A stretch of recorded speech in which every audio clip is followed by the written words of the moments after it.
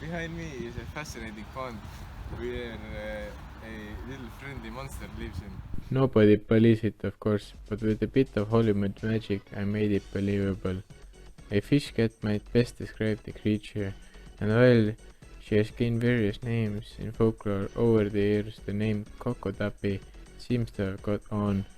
And so, for the sake of brevity, here I will refer to her simply as Coco. While the head resembles a hellbender, the Coco monster's body is very much shaped like a common house cat. Just imagine a eerie salamander's head on a body of a little hairless panther, and you will have an idea of what the Coco Tappi looks like. Coco is cleverly camouflaged with patterns across its back which resemble ripples of sand in a stream. The eyes are large and fleshy tentacles that resemble dreadlocks fall back away from the jawline. This growth seems to be designed to protect the gills while giving the animal a sort of bearded look. Darling Gates has gained an international reputation because of its magic power. Tallinn Gates is the direct border from Tallinn to Pärnu. Old man of Lake Ülemiste, who rules the water business in Estonia, uses the portal to come and enjoy the Pärnu beach. If you have seen a man with a long braid, dressed in rags and wearing the sandals, then you haven't met him.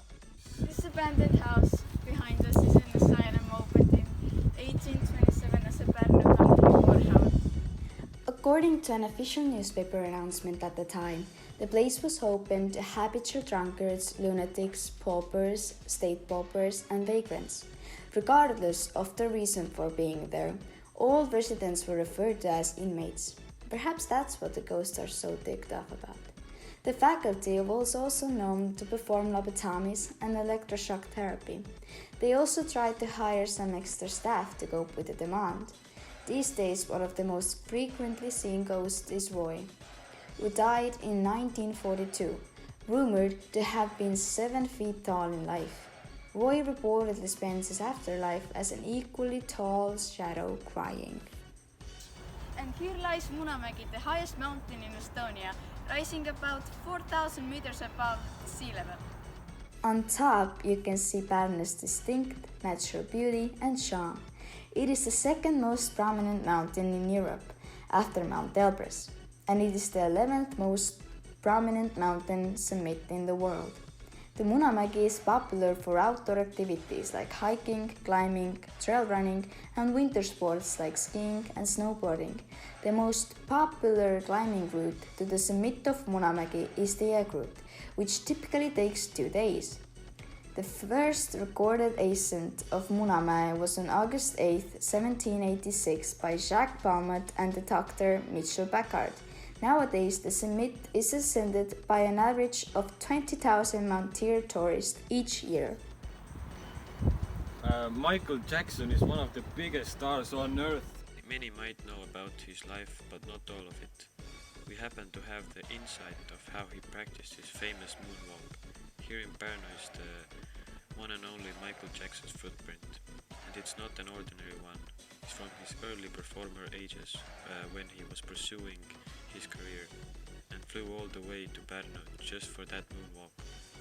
Fortunately, there was construction at the time, and he happened to step into fresh cement. They took DNA tests. It indeed is his, so we have actual proof he was here. UFOs came to Pärnu in the year 1969 because their planet was destroyed by Donald. UFOs have been living here peacefully in the sewers, and legend has it that they are being fed by Kersti Kaljulaid personally. Their main purpose here is to take over Pärnu, and eventually the whole world. When Kersti was elected president, it helped them a lot to take over Estonia. Nevertheless, since Kersti is not the president anymore, she is living with them in the sewers and still helping them take over. That lady, Lydia Koidula, was born in 1843 in Pärnu. She lived in Pärnu all of her life. She was so beautiful that even the sun wanted to shine in Pärnu more than other cities in Estonia. But that's not all. She was also a smart woman, so smart that she even built the Pärnu all by herself. Some say she had help from the aliens, while others claimed she built it with her own bare hands.